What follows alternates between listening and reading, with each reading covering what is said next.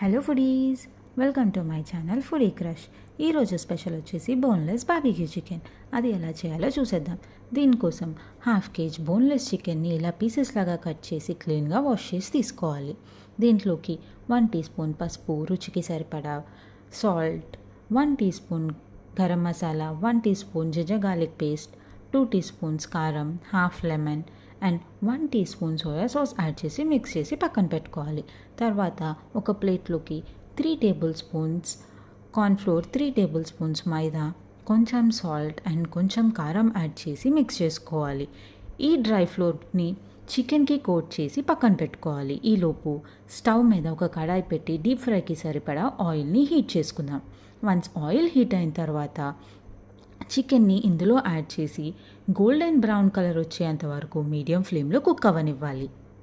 Golden brown colour వచ్చిన తర్వాత చికెన్ని ఒక ప్లేట్లోకి ట్రాన్స్ఫర్ చేసుకోండి.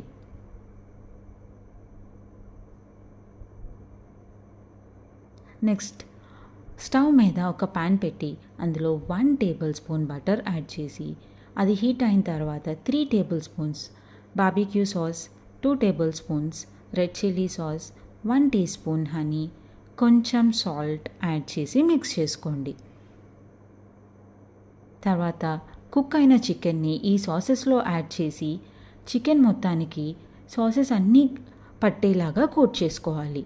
అలా కోట్ అయిన తర్వాత సెసమీ సీడ్స్తో గార్నిష్ చేసుకోవటమే. Thanks for watching. బాయ్.